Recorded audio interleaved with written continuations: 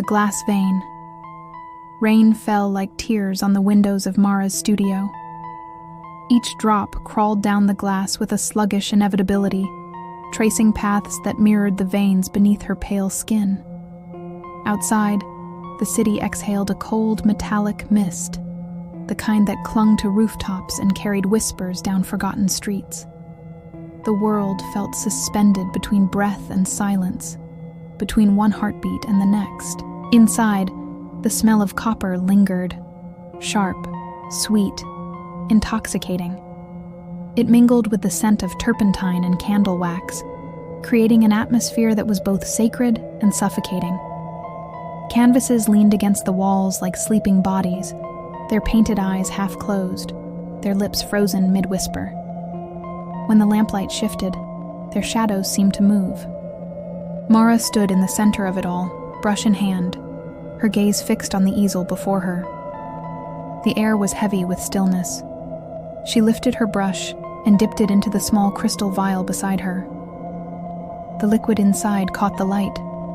Not crimson, but a deeper hue, rich as garnet, alive as heartbeats. Blood. She never used pigment anymore. When people asked how she created such lifelike portraits, how her subjects' faces seemed to breathe, how their eyes held glimmers of memory, she only smiled and said, "I paint with truth." They always laughed, thinking it poetic. But in Mara's hands, the truth was viscous and red. The storm outside deepened. Thunder rolled like a drumbeat through the distance, and she began to paint. Her movements were slow, reverent, like a prayer offered in penance. Each stroke seemed to draw something from her body, not just sweat, but energy, warmth, fragments of soul. Her latest subject was a man named Elias. He had come to her days earlier, stepping through her studio door as though he'd known the way all along.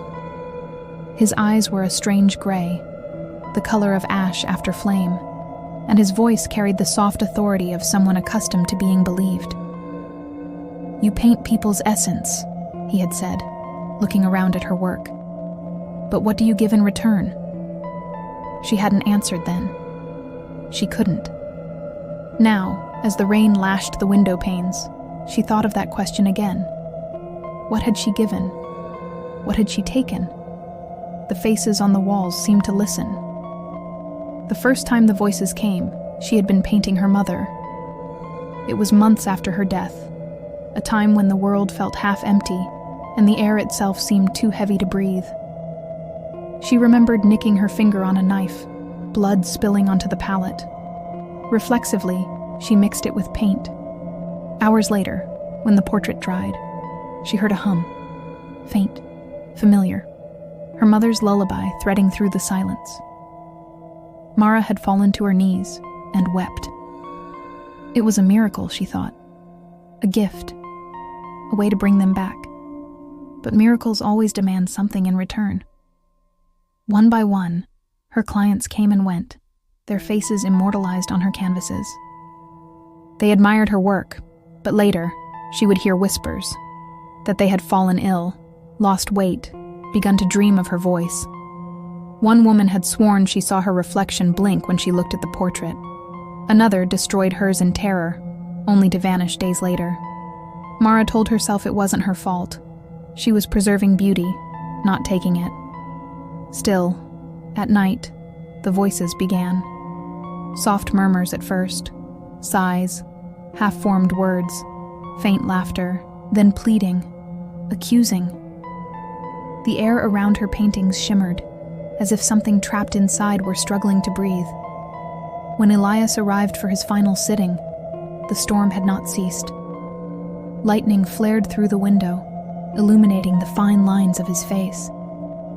He did not flinch at the thunder or at the chill that crept through the studio, its old stone walls. He watched her work in silence. Then softly, "You look tired, Mara. Does the art take that much from you?" Her brush hesitated. "It's not the art that takes. It's the remembering." He smiled faintly. "And do you remember all of them?" The brush trembled in her hand. She wanted to say yes, that she carried each soul tenderly, like a name on her tongue. But deep down, she knew she remembered only pieces. The house had grown hungrier with every portrait. It devoured her recollection of their faces, even as she preserved them. When she looked up, Elias was no longer sitting. He stood before one of her older works, a portrait of her mother. His eyes softened. "She looks like she loved you very much." Mara's throat tightened. "She did. And yet," he murmured, "you took her voice." She froze. Elias turned toward her, his expression unreadable. "You don't see it yet, do you? You think this room belongs to you. But it's the other way around." Thunder split the air, and the lights flickered. The faces on the walls began to move. It started with a whisper, faint, echoing, like wind through an empty corridor. Then came the others. Layers of sound, overlapping, rising.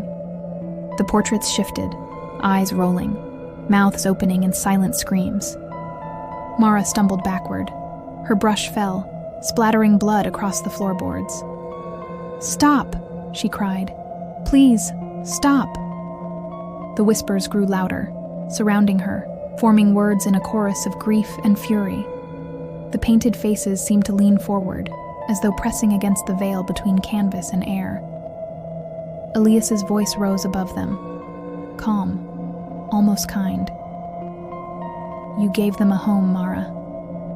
But now they want you to stay." Lightning flashed again, illuminating his face, pale as bone, eyes glowing faintly red. He stepped closer. "You can't unmake what you've created." She felt his hand brush hers, cool and trembling. Her heartbeat slowed, then steadied, then grew faint. The studio filled with a deep vibration, like the heartbeat of the house itself. One by one, the portraits began to hum.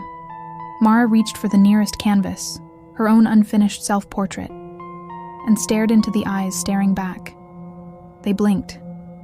She felt the pull then, like a tide dragging her inward. Her reflection smiled. "I paint with truth." When the storm passed, the air outside was still and clean. Morning sunlight broke through the clouds, spilling across the windows of the old studio. The smell of rain mingled with copper and decay. Inside, silence reigned. Only one painting stood on the easel. A woman with pale eyes and blood-stained lips, her hand outstretched toward the viewer. Her expression was neither peaceful nor pained, only eternal. The vials of blood were empty. The walls were bare.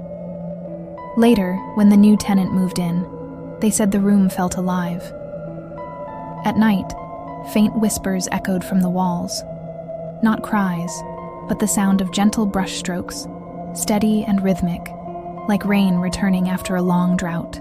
And sometimes when the clouds gathered and the thunder rolled once more, those passing the studio swore they could see her silhouette behind the glass, painting still painting, each motion graceful, each breath a memory reborn in red. Rain fell like tears on the window, and somewhere beneath it a whisper answered, "I paint with truth."